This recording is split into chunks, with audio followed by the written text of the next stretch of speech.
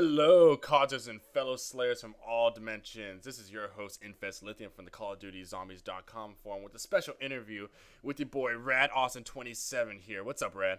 How's it going, guys? I'm so excited to be on. Thank you for having me on, and I can't wait to get into this. Alright, we're just as excited as you are, man. I know we were talking a little bit before the recording about how we're excited to get this thing going on the road. Oh my God. That we were going to get a bunch of other people interviewed, and we want to do some more stuff with you later in the future. Oh, I'd love to. Absolutely love to. CODS has been such a special place for me over the years because it's been a community where you can really get into talking and delving into theories and have a conversation that you don't really get to have nowadays. You don't really get to debate and actually have a good conversation about it. It's more just like, I'm making up facts now and I'm going to yell as loud as I can on the internet. I totally understand. And with how YouTube is, everybody's been getting excited. You'll see a video. If Jason Blundell were to take a crap on a piece of grass, you can bet there'll be like 16 videos on it within the next 5 minutes. Not naming any names of YouTubers, but I'm just saying. That's how yeah, we do tend to see that stuff. I try and stay away from the announcement type deals of if it doesn't really add progress, if I don't have anything to add to the conversation, I tend not to post any of those videos. So, which you know, it's a business. Don't get us wrong. Like, we Right. love it. We've been following you since, oh gosh. I remember watching your no clip videos on Black Ops. I watched that stuff immensely. And it was just high quality, man. And well, you know, it's gotten a lot better over the years. Definitely from the beginning, it was, I was young and didn't know what the heck was going on, what I was doing. But as time has gone on, I really am starting to get a formula down, how to really make high production quality across all my channels and everything I do. So I'm glad you thought it was high production back then. And it sort of was, because back then, standards were very different. But today, videos are almost like a movie production, every single one you put out. Yeah, of course. And you have gotten better. I've been following you personally for the longest time. So we're definitely excited with that. So why don't we go ahead and give a little bit of introduction about yourself. Like, we don't really know who the man is behind the RadAustin27 name.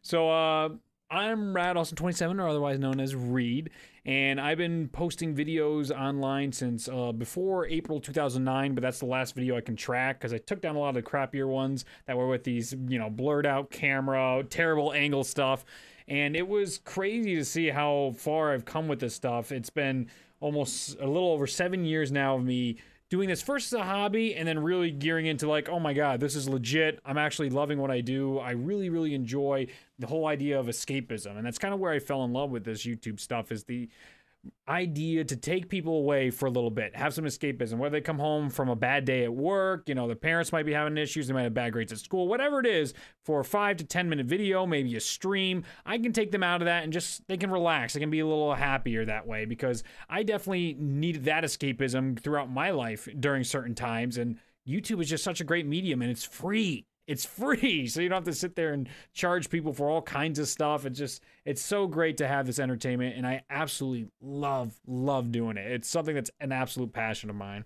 And we really appreciate you doing that for the entire community too, because I know I kind of do the same thing. I'm no video editor or anything, but I go to YouTube to kind of escape my time in that. And that's really awesome that you really think about the community. It's not just, oh, let me just throw my voice in there and hope to be heard. It's you want to commit to other people and let them know, like, hey, if you need someone to go to, or, you know, some videos to watch or whatever, you just want to have some fun on YouTube, you can come to RadAustin. And that's really dope of you, man. That is exactly it. I wouldn't have it any other way. You know, the getting paid thing is really cool. That's really an ends to a mean to produce this type of content and do the things I want to do. But I find more meaning in this than working a 9-to-5 job or any of that stuff, because you're connecting with real people online. Sure, you get some trolls, you get some haters in there, but there are people. I've gotten these wonderful letters from people really reaching out to me saying, like, you know, you helped me through this time. It doesn't have to be this be-all, end-all letter, but just that simple thing like, God, I was having a bad day. This was really fun. I got some laughs here. Thanks. I appreciate that. And that means everything. That's just why I do this. And we really want that to continue, man. You know, that's why we're kind of doing this interview. Just kind of also give back to the community so that they know, like, this isn't just,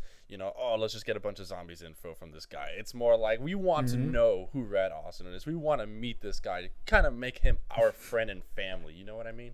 Yeah, that's awesome. I can't thank you guys enough again. We appreciate it. So on to the first question, the official's question, if I haven't asked 1,000 already. Why did you start creating zombies videos? So the interesting thing about this is a little while back, again, around 2008, right before I started posting videos in 2009, my sister sort of got me into YouTube, and we started watching these live streamers called 5-Player Podcast. And what they did was live stream on JTV before Twitch was even invented, before JTV was bought by Twitch and migrated. They streamed on there, and they still stream and still post stuff like that, but they did scary games before scary games were so popular on the internet, and it was hilarious to see their reactions. We loved seeing all these guys playing video games and just being goofballs. So to me, I was like, you know, I'd love to do that. I'd love to make videos like that. And one of the games I loved was Nazi Zombies. And that came about, not zombies, Nazi zombies at the time. When it happened, it was in school, and one of my buddies comes up to me, and he's just like, I just beat the World at War campaign, and get this, there's a zombie mode. I'm like, get out of here, please. There's no way. So I go and play it, and I get to the end. You have the loading screen. The Nazi zombies comes up. I'm like, oh my god! And this is still the age of the internet where there isn't guides up on everywhere. Day one, there is nothing up. This is still, you still have that sense of mystery a little bit, you know. So what happens is I load up. I get in the map. The first zombie comes in the map. I kill the first zombie, and I quit out of the game. I couldn't handle it. I'm like, oh my god, this is crazy. Like, my imagination just said, I can't do this alone, but I immediately jumped into multiplayer. I was like, I need to do this with people. I want to defend with people. And I played throughout the whole night, playing zombies like crazy. And then really, from there now, I'm like, well, I could have fun. People want to see other people playing this really interesting game. So I started posting videos on it online. And then eventually down the line, we started getting to the storyline. I think we have questions about that later on, so I'll get more into that. But that's what started to really push the zombie videos, because I was interested in the storyline so much.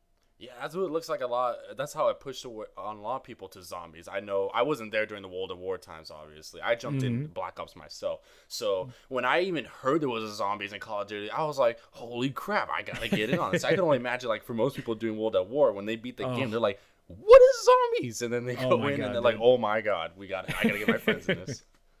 It's absolutely amazing. I tell you, it was a crazy, crazy experience. Oh man, I wish I could relive those days. But on to the next question. How long have you been a YouTuber as a creator? So I've been creating on YouTube for 7 years, and I've been doing it professionally for about 5 years now. I started getting paid in 2011 by Machinima when I signed my first contract with them, which was a massive mistake because it's Machinima. We all know that. But I've been doing it for that long. Wow, that's kind of like back in the dark ages for most of us. Very much so. Yeah, man. So what has been the hardest part about doing videos for zombies since you've been doing it for so long?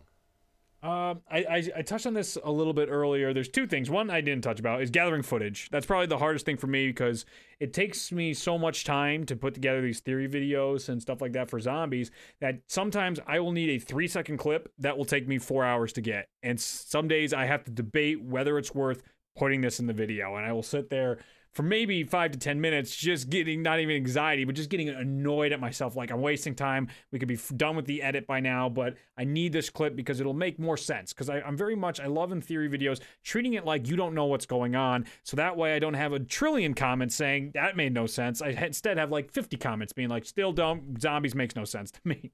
So I try my best to do that. And the other thing was, there really wasn't a lot of good places to have discussions about zombie theories. Like, I talk with maybe the directors that I see. I frequent CODs, and that's just the best places I see right now for discussion about the theory, dissecting ideas, breaking down stuff. And even back in the day, We the Gamers was the place that really got me into this stuff. They were able to talk about the zombies, and they had all this insight, and they started going down the storyline. I love that. Today, you just have ridiculous claims in the comments, and it's tough for me when, you put all these hours into a video, and someone just making something up that came in Black Ops 3 or Black Ops 2, and they're just saying, well, this is how it is. And you're like, I got to the point where I was sitting there explaining to them, like, I hours of my time responding to comments being like, no, see how this happened in World at War, and this, and then that's why that isn't right. And people being like, no, I'm right. Just ignoring whatever I could give to them, and you're just like, that's so frustrating, because back in the day, people would be like, oh, okay, that's really cool. But it's gotten to this era now of almost like zombie theory, since it's so popular, zombies, everybody has their own theory and a hypothesis that's just like, I know what's going on. This is how it is. And it's like, all right, bud, whatever you say. Yeah, I don't blame the intelligence of people either. It's because a lot of people come in maybe during Black Ops 2 and Black Ops 3. So what they kind of know right now, they say, okay, we know that's a fact. But most of us have been around since World at War, like, yeah, a lot of things have changed since then. We can't agree with that. Exactly, and I don't blame them because, again, you come in late, you're ignorant to the information, but it's frustrating as hell because even trying to explain it through text is just impossible. You got to make a million videos, and even the other day I was getting links. Someone was tweeting me about the Illuminati on Doris, and they're like, you need to decipher this with the Pothican language and the Keeper language that was released by Milo and the T-shirt and all that stuff. You guys got to crack this code, and it's like, if you took 4 minutes just to Google that, you could have figured out that that was cracked 8 years ago and it's Illuminati code. Like, it's 8 years old, but you still get these people being like, hey, you know, I just found this, you need to solve it. And it's just like, Google is it's micro battles. You know, I mean, like, yeah, it's if I don't remember if you've seen it, you probably frequent Reddit a lot as well as us. I stay away from Reddit as much as possible because that community gets me going. Like the other day, they had the Eye of Horus thing that Johnny J brought to my attention, and it just like someone was watching the way I read the post was he saw a Noah J stream, saw the Origins ending, took a screen cap from the stream, and he's like, that looks like the Eye of Horus. We're going to Egypt based on the trailer, because we also had coordinates to Egypt in there. Yeah. And it's just like, okay, if you watch the whole thing in the frames and in HD, it's clearly a biplane that's hanging up. It's called to Origins and what's going on. And the coordinates were to where we played in campaign. We played there. We went there in campaign during a campaign trailer. So stuff like that just frustrating. It's just like, you take the 5 minutes just to Google around and search these things. But it was very popularized on the Reddit forum. Like there was 360 upvotes or something on that. And everyone's like, oh my God, perfect sense. Absolutely could be Egypt. Now, I'm not saying there couldn't be an Egypt map, but this is where I'm just like, guys, like this is based on nothing. This is not in-game facts. This is just like, it took 3 seconds to throw something together, and I think I'm right. But it does happen. I mean, oh yeah. I'm not saying I'm right all the time either. I got to qualify that. I'm wrong about tons of stuff, but I'm happy to be like, all right, well, we learned, we have new facts, let's revise it. No, I completely agree with that too. And it's not, we're not around to correct people either. You know, that's not really what we do as a community. We kind of like help them. But I mean, I do agree that some instances you just got to tell them no, just like a big fat no. Yeah, sometimes it happens because some guy was arguing the plane thing, for instance. I'm just like, I can't change what you see. Like, I don't know where this conversation is going to go if you keep telling me you don't see it. And you're just like, oh yeah, fair enough. All right, have a good day. Yeah, you just gotta accept it. Some people don't agree with you, and it's like, yeah, okay, I'm just gonna pretend like this keeps existing when it doesn't. Yeah. Right. So I know we went really into the zombies. I'm really excited to keep talking about that. But just a couple of more YouTube questions for you. Yeah, please. So we talked about that we follow a lot of YouTubers, and currently we're like kind of a little bit of small packed with YouTubers. I've already named several other names previously, like Dalek, Waffles, Glitching Queen, Johnny, and all of them. But what YouTuber do you look up to most, and why do you look up to them? Now, this is a really cool question because I always thought about it, and it's kind of stayed pretty steady throughout the years. The YouTubers I really look up to the most is Rooster Teeth as a whole. You have Bernie Burns and Gus Sorolla, and the founder of Rooster Teeth for Red vs. Blue slips my mind. But what they were able to do with just a hit show online, take those risks, and now they employ over 200 people. That is just an absolute inspiration to me. I absolutely look up to the entire staff at Rooster Teeth because the amount of videos they can make, all the entertainment they have, the website they hold, the convention they run, it's just this endless line of just incredible achievements for a couple of guys that were doing this. They were absolute trailblazers in posting videos online. They were hosting it before YouTube was the thing. So I love Rooster Teeth. I absolutely look up to them. And the other person I look up to is Markiplier because he's just so genuine. He's such a guy that you root for. He really, really cares, and he posts pretty darn entertaining content. I know some people thinks he's a little too hyperbolic. He gets a little too excited in his videos. He exaggerates, but that's just, you can tell that's how Mark is. And he helped me through a bunch of tough times binge watching his videos and his Let's Plays. He's been just a guy to be. The amount of money he's donated to charity and the charity fundraisers he's done is astounding to me, and I absolutely look up to those guys. That's awesome. Do you kind of like model yourself after Markiplier in that way? Like that's something like you would try to do too if you had that kind of exposure? Oh, absolutely. I've done 2 charity streams, and both have been very successful with over $1,000 each time. And I definitely take it as a model of what Mark does to try and, focus on a specific place and then don't, the money and get the fun. Oh, I love it. And I front a lot of those charity things too. I front my posters, my t-shirts, all that merchandise stuff. I'm happy to pay that stuff and lose money on that for a good cause because it means that much to me, helping other people out. That's what a lot of us, want to do in life. Yeah, that's such a wonderful thing of you, Rad. Not many YouTubers do that. Like they'll say, "Oh, I'm donating to this charity. Just pop in the channel, pop in the stream, donate whatever." But the fact that you want to take it a little bit of a step further and even willing to take a loss at the profits. Oh yeah. People respond to incentives. So you get people like, "Oh, well, what do I get for donating?" It's like, "Hey, here's a T-shirt. This is gonna go help." I did depression and mental diseases was one of them, and the Brain and Behavior Foundation, and the other one was the Sloan Kettering Foundation for Cancer Research. Those are very, very big topics. Those are things that not only impact my life, but everybody else's. So it's like, those things reach out to me. They speak to me. So it's like, yeah, I want to really give it my all. Just not I'm going to throw on a stream and, you guys donate the money and do what you want. Just like, I also match money too, to make sure we get over those humps just in case we don't get there. But we were well over the $1,000 both times, which was awesome. And like 12 hours just to raise that money that will, might pay for a tool or something they might need and help their research get a little better. Whatever. Yeah, they kind of need that help from us, and that's really cool that you're really getting on top of that with the charities and everything. And I kind of ties in with it, but I just have to ask, since your goal is to have that kind of foundation and be able to do charities and really help out with the community both in the gaming and off gaming, what is your goal in YouTube? Because some people, they just want to hit a bunch of million subscribers, they want to hit the play button award, or they just want to get in the big film industry. Some people even just want to go take a step further and just do more charities. But what is your dream goal from all of this?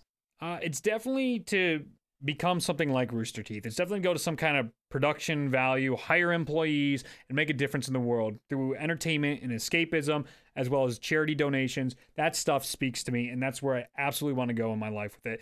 The numbers help make the other things happen, but I would love to hit 1 million subscribers, but let's be real. It's like, it's a number. Like, I want to get to a production. I can have employees. We can work on this stuff, and help everybody make these awesome content, build communities where people care. That's the goal. It's more of making a difference than just, financial type of stuff or analytical data. Because once you get bogged down in that in YouTube, people really get upset. Like, oh my God. It's a whole universe when people are like, Philip DeFranco, for instance, he's another guy that just amazing what he's done with his, and he has a bunch of employees, same idea with the production firm there. But you look at the numbers and you make a video and he would say, how come this video only got 250,000 views while the other one got 400,000 views? What are we doing wrong? What's going wrong? Well, you're killing it. 250,000 views, you're killing it. Yeah, that's a lot. Shoot, I would be happy with just 10 active people viewing my videos every single day. Exactly. All right, now we got the YouTube stuff out the way, so we're going to go to the zombie section, the kind of area that you excel in and that we are excelling at asking questions about. So the first question, this is actually questions from one of our members, Rizzo, on the CODS forum, along with other people. I just kind of generated the questions. So the first question is, would you integrate Nacht der Untoten more into the story? Yeah, I think it's something that we can do. It'd be fun. If I had to. It's good not to just ignore stuff like that. I love when things circle back and come around. But if it ever had to come back, it'd be awesome. Say for like a DLC 4 ending where you get teleported somewhere else, or there could be just an extra map at some point. But this idea of a Nacht der Untoten reimagined, we saw some really cool custom mods that expanded. It was a World at War mod that did a good job of this, expanding out Nacht der Untoten. All of a sudden you could go into more sections or more perks available and stuff like that. But I would love it to be this like world between worlds. It's the fracture in the timeline that is one of the root causes of this destruction of the universe. That's how we could get it into the storyline, where you have all those, phasing things from Mom of the Dead. The perk machines are phased in. You can see the distortions in space-time. This is where it started. This is the culmination of where space-time teared. So you could have this big revisit, big celebration at the end to come back to it and say, hey, guess what? Everything's fine. Once we die here or solve whatever Easter egg, universe is saved. And then you could be back at Nacht, something that's familiar, yet you could expand it out because there's so much room there. We even saw that in, I think, Transit, when you're in the cornfields and stuff like that. It's already bigger. So just to be out in that area where the zombies could get at you, I'd be super excited to see a way that they could integrate Nacht der Untoten into the storyline. I would, because there's so much potential there.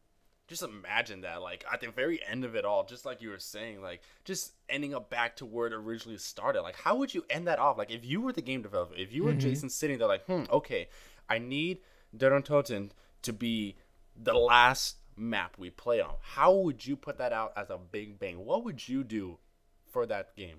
Okay, well, for me, the way I see it playing out in my head, it's definitely DLC 4 going on here. We're in this ethereal dimension, whatever we are, the infinite, the universe, whatever this may be for DLC 4. But as we're going through the Easter egg, you get to a point where your players go to a point of no return.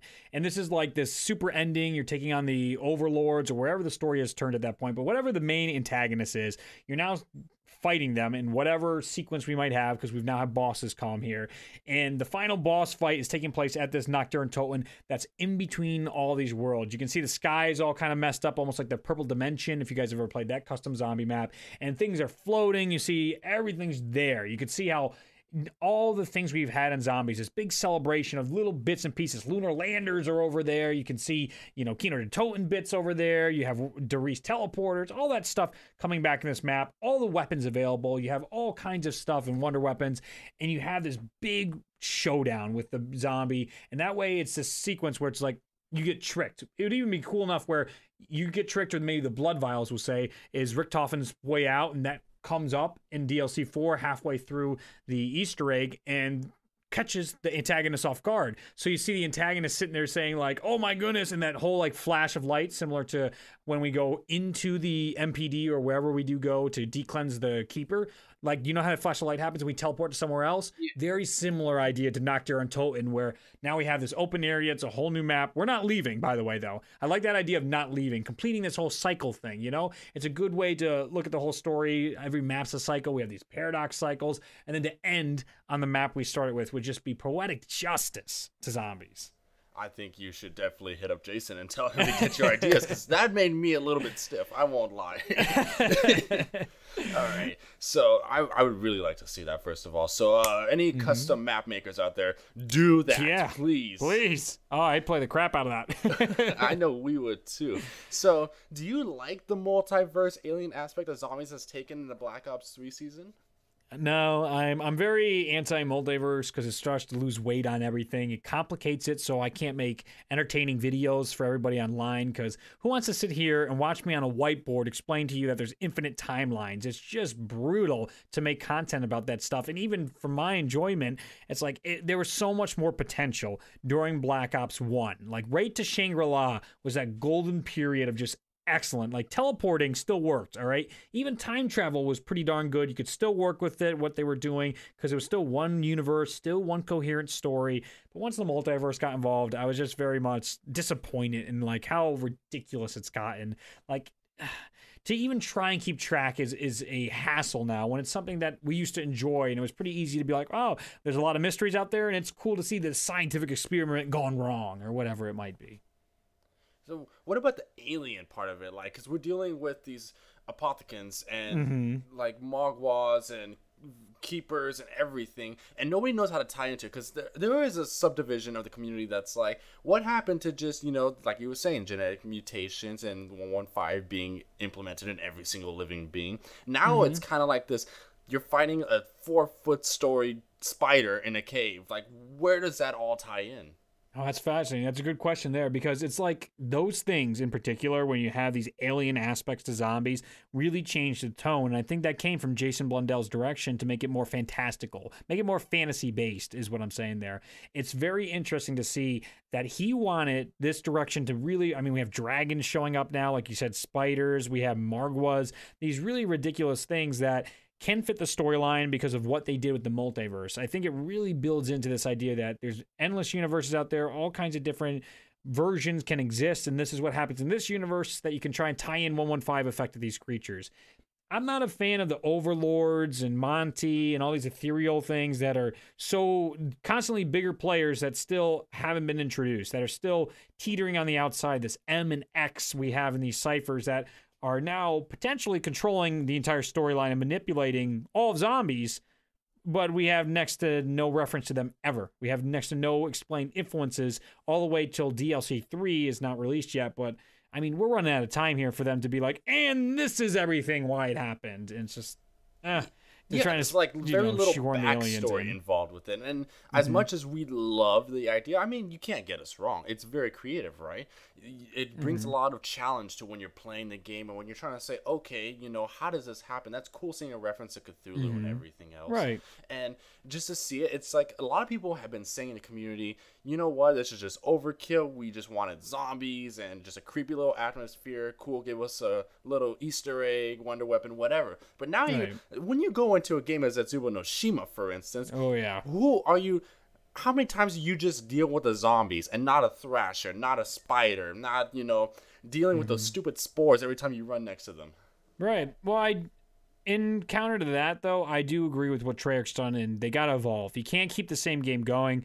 I mean, even Black Ops 1 ran out of steam back then. When World at War, we were into our 10th map with Moon, and people were getting upset. People hated Shangri-La, and it's amazing to me how they just turned this around, this 180 later on, saying, oh my god, like, I love Shangri-La, what an awesome map, it's so difficult. People hated that map on release because it was very much the same of what we were getting over and over again. And now that Zombies has evolved so much, you look back and being like, oh, you know, the same thing I got, but with a little different twist. I like that now.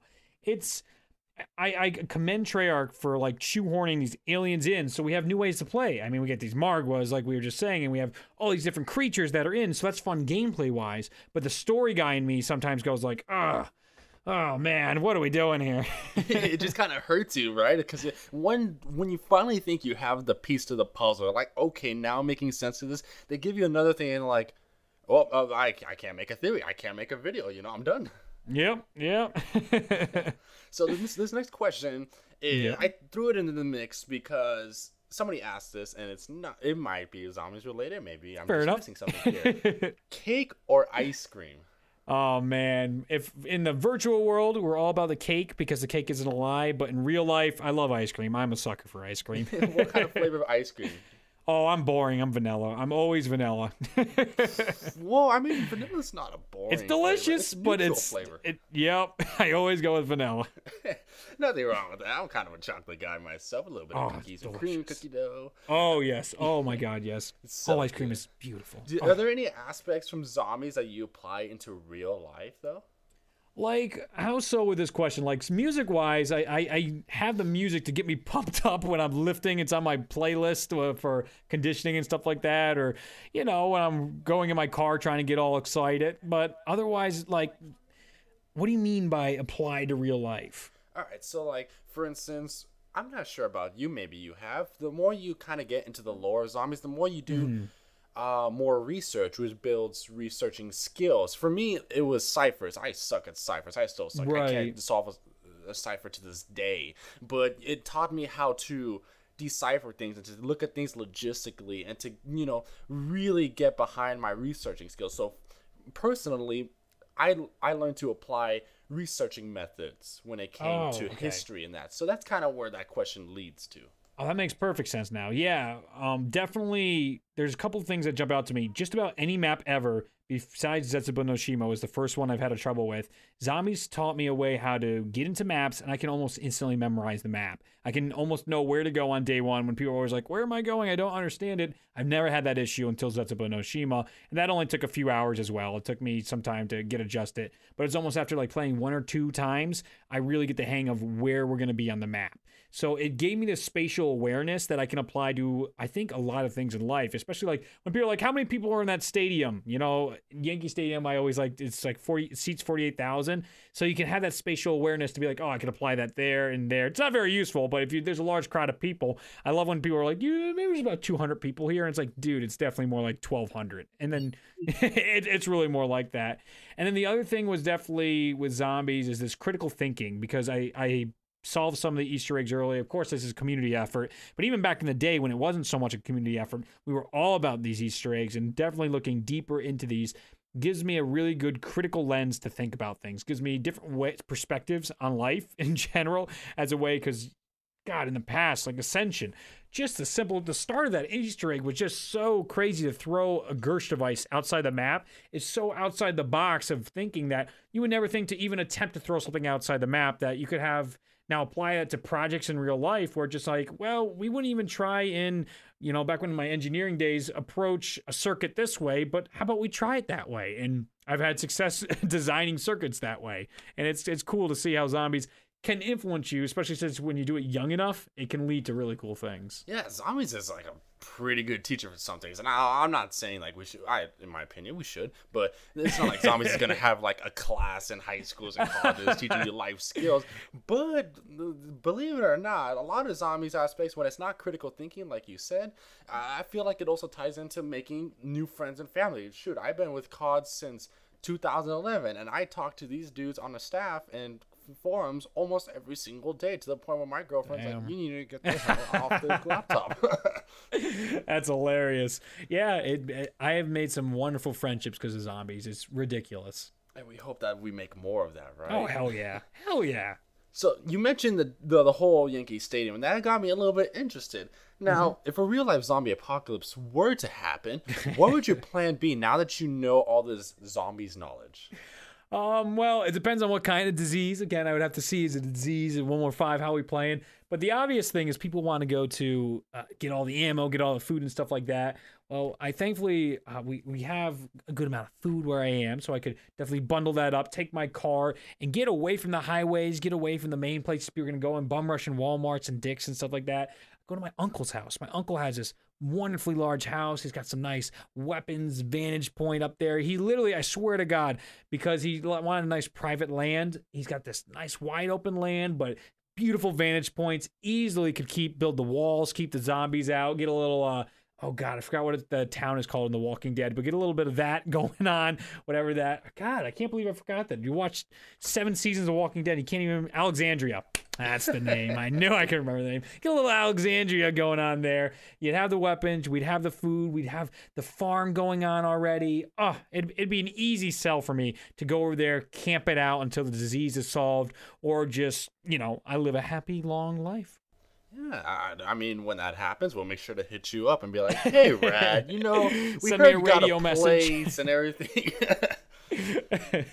All right, so this next one is a very interesting one, and it kind of made me think: Sarah Michelle Gellar, Misty, or Jessica Rose? Oh my gosh, well, this is just.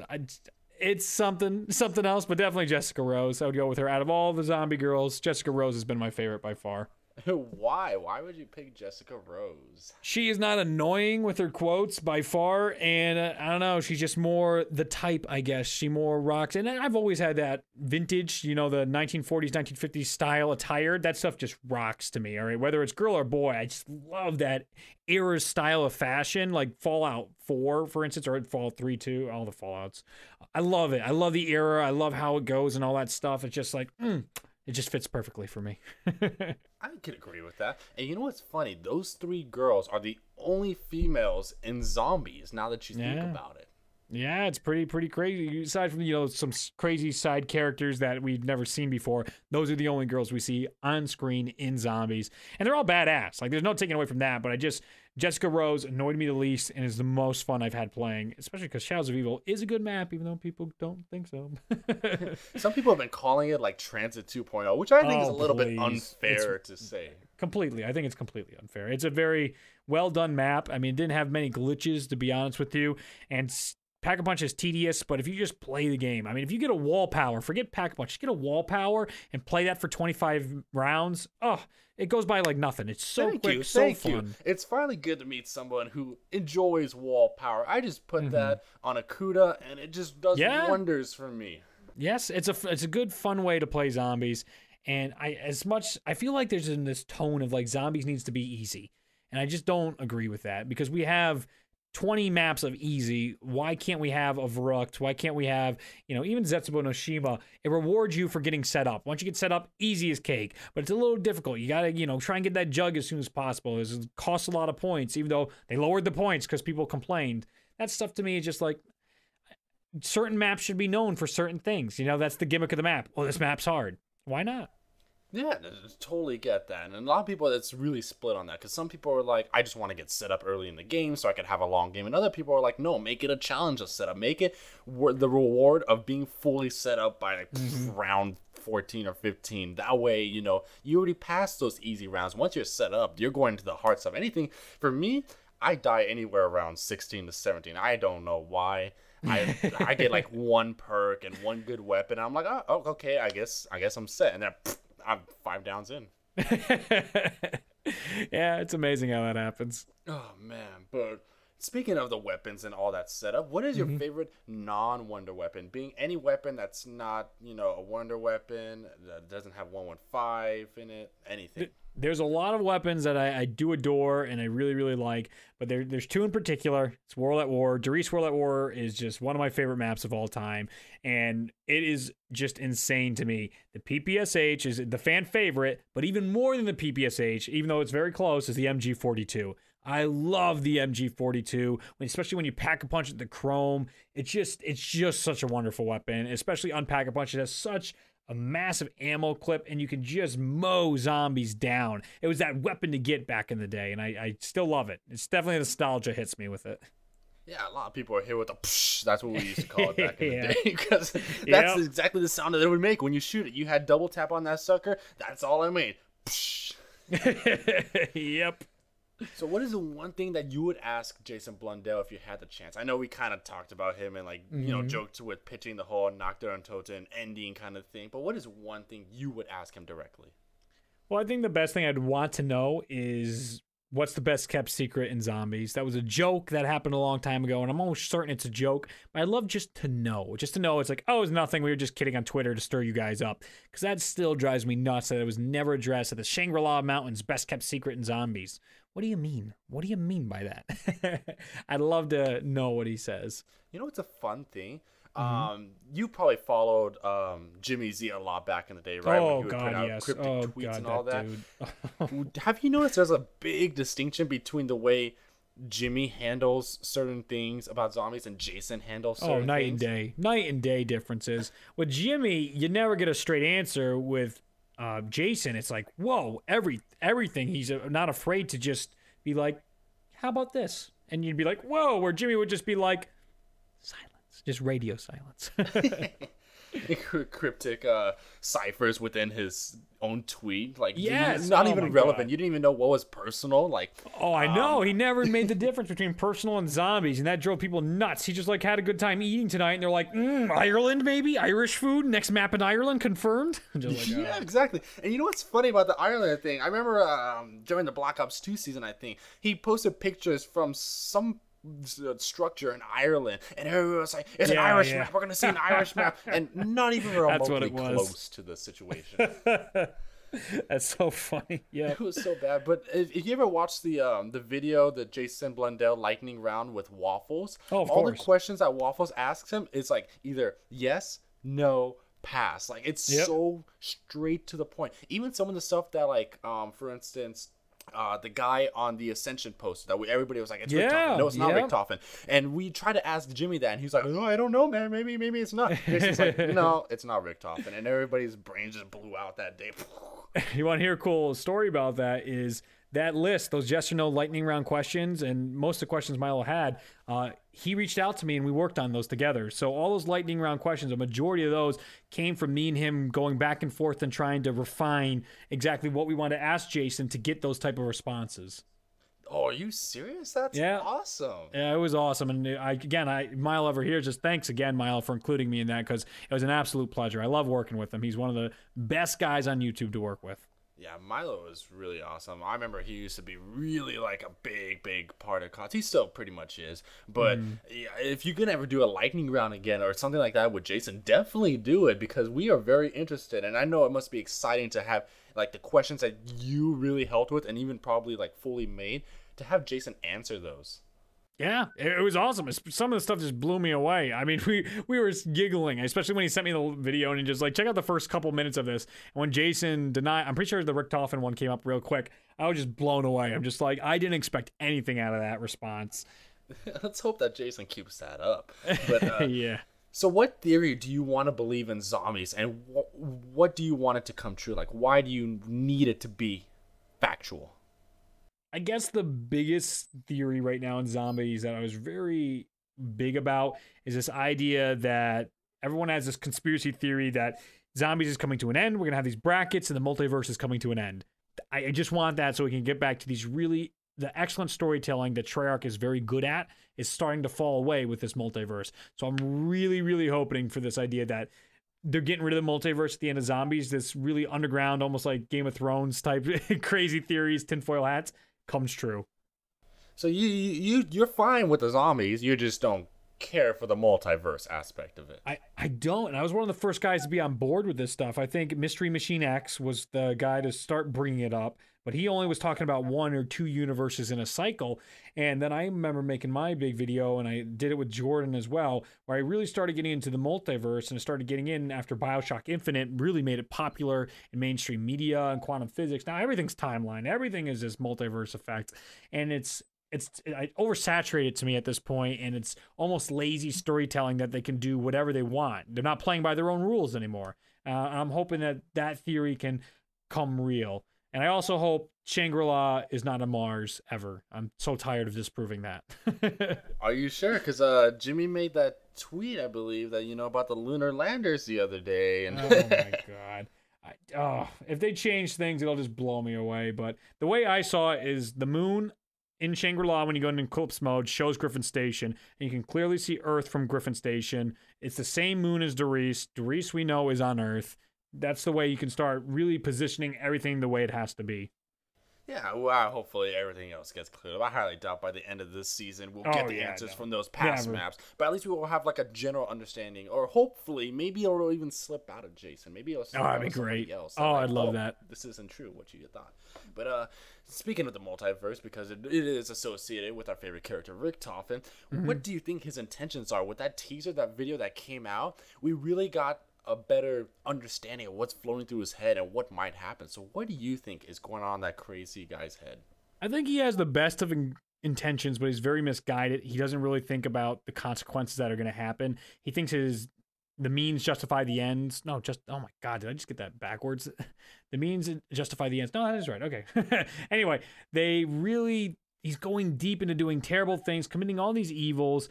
And he thinks that, it's all going to be undone. They're going to be able to save the universe. But there's clearly higher powers at work here in the sense of this M and X ciphers that are controlling and pulling the strings in zombies. Whatever's controlling zombies, aside from the 115 that reanimates the cells, we found that the announcers and the MPD can have an influence on the zombies. And I still think there's another influence out there having an influence on the zombies. So Richtofen's intentions are the best. He's really open for something good, but I think there's a lot of consequences he hasn't thought through yet that are going to come up in our game. Do you think he's hiding something from the crew more than like what we already know? Because we know that when the Giant came out, he wasn't telling everybody what he was doing. For instance, when Dempsey asked him about his own body, he's like, "What are you doing to your body?" And he wouldn't even tell him that. And then, right. But now it's kind of coming clear. But do you think there's still something that he is not telling the others? Oh, absolutely. The big thing, too, is like when you get a drop in Horizon drop, you get a power-up drop, he says, "I know who you are." And I forget the entirety of the quote, but he says, "I know who you are now."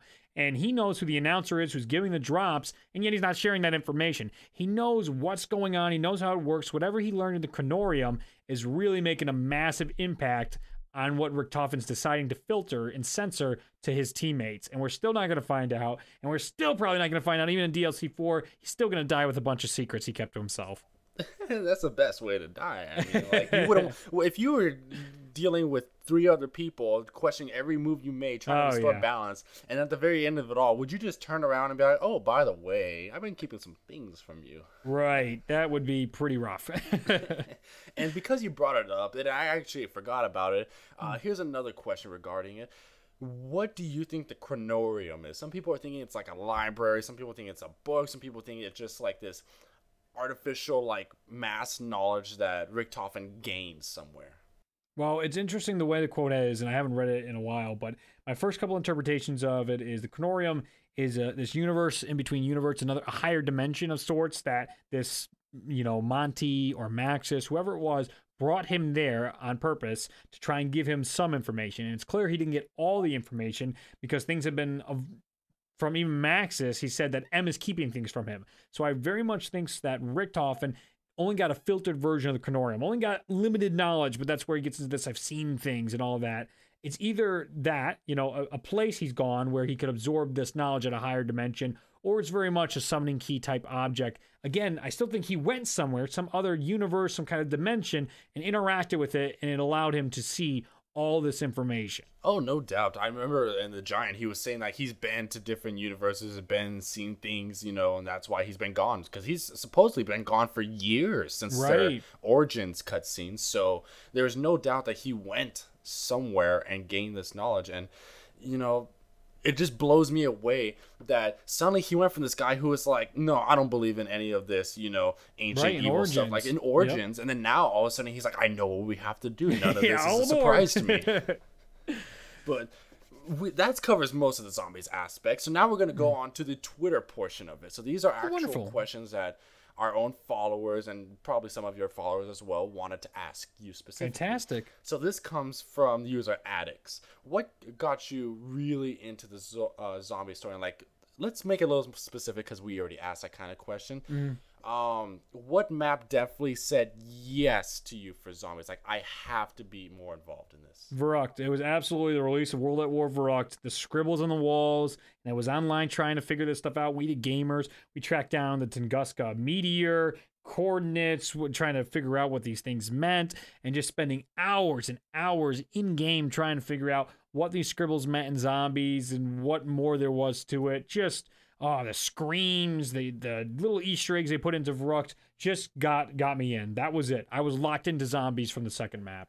Yeah, Verrucht, I'm just going to throw it out there, is a very scary map if you play by yourself when you think about it. Oh, my because, God. Back like, in the day. I know, like, if you go to certain areas, I think it's like the dentist chair, you can hear the screams, or not even screams, too. The little, like, the drilling and the atmosphere of it. I think that's what really got everybody to be like, holy crap, this is creepy as hell. I can't play this. Dude, the screams, an insane asylum. What a perfect place for a zombie map. You go over to by the cremators and you can hear a girl crying. Again, it sounds like Samantha and stuff like that. Just amazing ambience to the map that really gets you all spooked out. Yeah, and then, I'm going to throw myself into that question because that kind of interests me. Yeah, do it. Well. I'd love to know. Has there ever been, like, a terrifying moment for you in zombies, like a map or, you know, a certain part of a map that just really, like, legit scared you? Not so much. There's been the jump scares where you're, for me, because I'm so much into Easter eggs, I'll be in a map and I'll be, you know, doing all kinds of stuff where I'm listening really hard, turn volume up, turn this volume down, and all of a sudden I'll turn after listening to something. I got the footage, I look around, and a zombie's just right there in my face, and it's like, oh, jeez, guys, get out of my face. I think the only other time, I think that video is still on my channel, but I was playing zombies, oh my God, on Shino Numa and World at War, and I was looking for Easter eggs. It's storming outside, and I'm playing, and I just hit the Richtofen book, and the Richtofen book does the creepy laugh, and the power goes off in my house. Oh. So it almost seemed like not a coincidence at all. Like this was your destiny. It was hilarious. Obviously, it was the storm knocking up, giving the hiccup in the power. And back then, I was still using a camera, so it would have knocked off my recording if I wasn't using my crooked, terrible camera. But it was hilarious. It just knocked out my power, and I'm just like, "What the fuck was that?" That is really scary, man. I think I would have just given up. I would have been like, you know what? I think my game is haunted. I gotta go take it back to the store. And well, the worst part is my dad loves his surround sound stereo, so that's what I had that going on. And I'm in Shino Numa. The sound is cranked. I have a crawler around the map. I know I spent at least 30 minutes leading up to this just listening to things around the map. And you know by the comm room how weird those noises are out there. And I was messing around with that, trying to decipher what the noises actually mean. I'm like, God, I don't know. And then just hitting that was just like, oh man, get out of here. Hopefully we get a lot of more of those in the future, because that's just some quality comment entertainment right there. Oh, it's beautiful. If you believe me, like I would love to put up videos of like just scary things that happen as zombies. But This because we talked about Blundell just a little bit. Tie Man on Twitter says, "Are you a sucker for Blundell?" Yeah, sure I am. Easy one. I know Jimmy Z really tugged on everybody's heartstrings. I can only imagine he probably tugged on yours even the most. So, and we compared him a little bit too, but I think everybody loves Jason. I mean, what would you say is like the number one characteristic that you love about Jason? How much he interacts with us now, how much he does care, even though he likes that wall of separation, so we're not influencing him on his creation of the maps. I absolutely love how his relationship with the Mr. Raffle Waffles or Milo, it's just awesome. He cares about the community, and that's all I could ever ask for. Yeah, we kind of hope, like, there's always been, like, this dream of ours at COD to, like, just go down to the headquarters, because I'm California-based, so it takes me about an hour to get there. And knowing that Jason's there and how chill he is with all, like, the YouTubers in the community, part of me just wants to, like, go to him there. Just walk in and be like, sup, I'm here for Jason. Just Well, an interesting thing is Jason works in the Germany Treyarch studio. Actually, the guy that heads zombies in LA is Peter Livingston. So sometimes what's his name will come over. He's the head of it all, Jason. But Peter Livingston is the one, or Livingstone, I don't know which way it's said. But he's the guy that's really...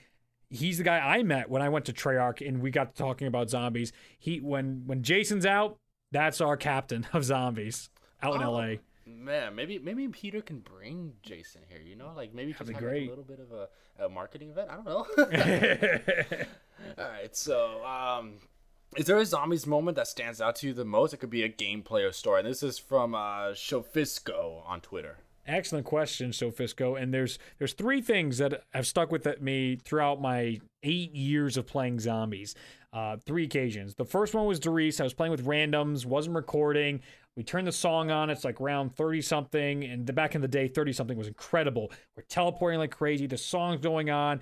You're getting any weapons you can get off the wall to stay alive. And then we almost kind of like recreated the ending of that trailer. And that was just one of the greatest just moments playing zombies I've ever experienced, where I'm in there, I'm pack-a-punching, they're covering me, I get the gun out, and then I'm coming back out and I'm covering them. Dogs are rushing you because you just teleported, so 4 dogs spawn in. Just awesome atmosphere. The song's blasting. I loved it. I absolutely adored it, and I still played with those guys for some time afterwards. I ended up becoming quite regulars with playing zombies online, especially Doris, because we were trying to get to 40, which was impossible, but we kind of capped out around 34 back in the day when that was difficult. The second occasion was I was doing an NGT stream back when I was still with them, and we were doing Ascension. It was one of these weekend things, and it was awesome. I was Richtofen. I just hit the song. I'm just having fun going around the map, going crazy because it's a very easy map, and I'm having fun. It's around 28-ish, and we're just doing the spinny circle things, and the song's blasting. And I remember this instance where I back up. I'm about to die. It's all over, and I have just a couple bullets left in my gun. I shoot it off, and the zombies actually knock me into a death machine power-up and an insta-kill. And then the song hits that point in Abracadaver where it hits that high note where it goes up really high and then comes down, and you hear that big bass that happens, and the death machine comes out just as it hits that note, and I just start mowing down all the zombies. The people in the stream went nuts, and I'm just like... Oh, and then Richtofen, as I'm getting pumped just from that, Richtofen starts yelling, "Bring me more." And I'm just like, oh, stop it, game. I'm getting too excited. It was so awesome. And then the last one's pretty easy for me is when me, Noah, Money Talks, and Milo did the Horizon Drock Easter egg. It was just something special to be chasing these Easter eggs, trying to get them done first, at least as fast as possible. And to finally do it after pursuing it for so many years was just like, a dream come true for me. That is a big congrats to you, by the way. It is not easy to like be one of the first people to complete an Easter egg, and because you don't have a guide, you just were screwing around, and you're like, okay, we know this, and this, so now we just have to find that one last little piece, and that is really a puzzle that I think a lot of people love to do. So big congrats to you on that one. Thank you so much. And the thing to note about that as well is it is a culmination of the community. We can't get there if we don't have 50,000 people all trying out ideas and suggesting things to us. But the one thing to note about that is that you still have to perform it. Even if you had a list of it all, you still have to complete the Easter egg. And that's a lot of things people lose sight of. It's just like, we did it, and they're like, well, you had people suggesting things on stream. It's like, yeah, but we still have to do it. You still have to be good enough to actually come through. And we're at this level now where you get to a point in zombies, it's not too difficult to stay alive in zombies unless you're, there's certain levels where I think there's a beginner level, there's a moderate where you play frequently, and then you get to this level where you're good. You can go to just about unlimited rounds unless you're relaxing in. That's a different level. That's outside everyone's capability. No, that guy is one of the best. Him, I think Jack Offsuit, and there's a couple other guys lately. Those high round dudes, I don't know how they do it. They're incredible.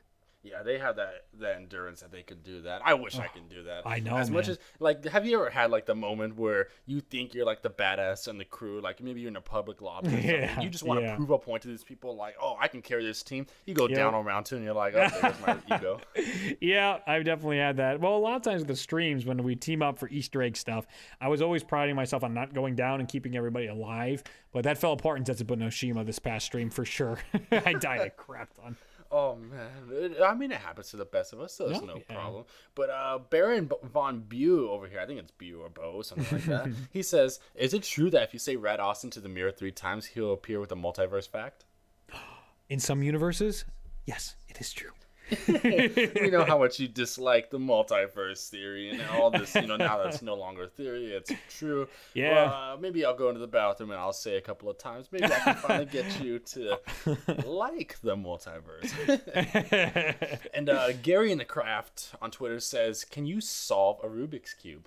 No, I'm trash. I'm terrible. I remember I started trying to memorize the algorithms. I'm just like, I have better things to do with my time.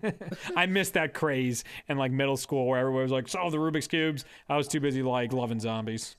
That's not a problem at all. In fact, you can even argue that zombies itself is a puzzle and takes a lot of brain work. That Very equivalent true. of a Rubik's Cube. Very true. All right, so what kept you from quitting YouTube during the Dark Ages? And this is from Trinidad Rodriguez. Dark Ages meaning the intermittent period between Black Ops 2, Black Ops 3, or a time when zombies was just not being made. Well, normally it wasn't too bad between World at War and Black Ops 1 and Black Ops 2. But Black Ops 2 to Black Ops 3 was by far the worst. And I was very, very done with YouTube. My videos weren't doing well. I was struggling in college with engineering, though. I mean, I had 60-hour weeks for engineering, and YouTube was taken away from that study time. And it was really it was bashing heads. And, as much as I love the fans that support me, there's still a core couple that stick with me no matter what. But a lot of them did not care, did not really want to continue to watch stuff. If I couldn't produce, they weren't interested. And that's the relationship we have, and I understand that. But it was very disheartening to me at that point to see that after so many years of work and even the stuff I was putting out, no one cared anymore. But to be fair, the content wasn't where it should have been. It should have been so much better in my mind. Looking back, you live and you learn, but I could have been so much further ahead than I was if I just sat down and really took it seriously.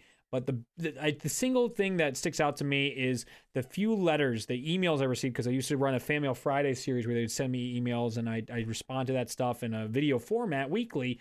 They still had that. And when I made this video saying I was going to quit, they emailed me at that email telling me why I shouldn't and how much of a difference, even if I do, they respected me, that if I did, you do what you have to, but to say thank you for what you've done and the difference you made in my life. And to me, I felt a responsibility to continue to entertain. That's really awesome that the community would just really think about you like that. And they're like, look, man, you're so good at what you do. Just don't quit or anything. And that, I can only imagine how good that makes you feel. Kind of pushes you to you know what? There was 0 content out right now, but I'm going to find something just because you guys reached out to me like that. Absolutely. And I revised my channel. I started picking things up again. I think one of the first things I did was me and Milo did a custom zombie playthrough of this library map, and I got excited about zombies again for the first time in a long time. He did too. We were just this whole rebirth of there's something to be said here. There's something to have a lot of fun doing this stuff. And I haven't stopped having fun with it since. It's been so great that I could continue to get out of these dark times. And in the future, we might have some more, but we have zombies every year now, so I'm not too worried. Yeah, everybody's getting on with that. And that actually is a good tie-in for the next question. This is from Joseph Robles that says, as a zombie channel vet, what are you hoping to see in the next Modern Warfare zombie storyline? Because they are coming out with the zombies to try to boost their sales up. Definitely no multiverse. Please, God, no multiverse. But I'm very interested in deep secrets, but mainly lovable characters that make you want to play. I really, really want to see interesting characters with awesome character arcs and a way to tell the story in the setting of zombies. A lot of things we do, like storyline, again, should be an excuse to really tell awesome stories about characters. And we get away from that every now and then, especially with this multiverse stuff. We don't care about our characters as much because there's unlimited versions of them. I really like this idea of having characters with lots of dialogue, interacting with each other. Camaraderie is what really made this game so much fun in Shinonuma and Doris. We love that in World at War, how they're making fun of each other, they're crapping on each other, they're having a good time back and forth. They like some of them, they don't like others. Those relationships is the relationship we built while playing that game for so many hours. We lost that in Exo Zombies because they were actors, and these actors definitely looked like they charged big money for their lines, and they could only have a limited amount of lines. So it was so generic, and hearing the same quotes, you couldn't love those characters as much. I'm really hoping for that in Infinite Warfare Zombies. Yeah, we hope for that too. I know they're coming out with a little E3 thing for them. I don't know if you heard about that. Ticket sales actually go up on June 11th, where you can start getting packages now, so you can get exclusive content, gameplay footage, even zombies footage. And they're coming out with some stuff even for Black Ops 3 digital content, so be on the lookout for that as well. COD XP or E3? I think it's COD XP. Yeah. I just booked my flight for that. I'm so excited to go out to see that. I'm so pumped. That's awesome. We might run into, because I'm only Hell yeah. 40 minutes from LA myself. So hopefully we can do that and get a little, like a web podcasting, something, a little something. Yeah, absolutely. I'd love to. All right. And that about goes all the questions that we have so far. The only one question on the line is this. What do you think is going to happen in DLC 3? That is the big money maker question that all the community has been asking. Okay, well, my big theory right now, we will go to Stalingrad. We will have this pretty awesome map where we're chasing down 1.0 Nikolai, and push comes to shove, we're going to be trying to kill 1.0 Nikolai. But the theory I like the most right now, this idea of Nikolai is so obvious. Everyone keeps thinking Nikolai's going to betray everybody, he's going to be the problem. I'd really like Treyarch to turn that on us. And Nikolai is actually the guy that saves us in DLC 3. We have this whole contingency plan from Richtofen about the blood to keep them alive. And I like this idea that the Shadow Man inside the summoning key that we don't know about, or our main characters don't know about, don't understand what he's doing. And because we haven't killed 1.0 Nikolai just yet in that map, just as we're getting to the conclusion of it, the Shadow Man somehow finds a way to take control or influence the world, or maybe even Monty makes himself appear and has his own influence over the summoning key. And there we see the 1.0 characters enter the 2.0 characters, so their spirits take over them, and then they're not okay. They're not good versions. Even though we had honorable 2.0, they're corrupted. So the Shadow Man corrupted those souls inside the summoning key, similar to what we saw with the Keeper. So inside their bodies now, Nikolai 2.0 has to kill the other ones, and the blood vials allow him, he activates the contingency plan to go back and save everybody from whatever it is. Or maybe even the blood vials stop the 1.0s from merging. I really like that aspect of it, where Nikolai isn't the bad guy, and almost gives legitimacy to why Jason Blundell said his favorite character is Nikolai. And everyone's like, why? Why? He has no depth to the story yet. I think there's big character arc is coming in the next map for Nikolai, and I'm very excited to see how it plays out. We're very excited to hear that, and that would actually sound like a great kind of quest to do, because Nikolai really hasn't been fleshed out too much. And you can argue like, oh, well, Dempsey wasn't very fleshed out in Der Eisendrache, but it's all right for him, because, we all know his backstory. And then Tokyo, we got this big boost, like, oh my gosh, this was like a big twist. And if you haven't seen that ending, I'm not going to go ahead and spoil it, even though it's been out for like a month or two. But it's really exciting to hear this idea that you have, that Nikolai is really going to be the savior for us. And I'd love that. We really hope that's the case. But that looks like that's all the questions that we have for you, and that actually wraps up the end of this interview. So is there anything else that you want to say to the community while we have you here, Red?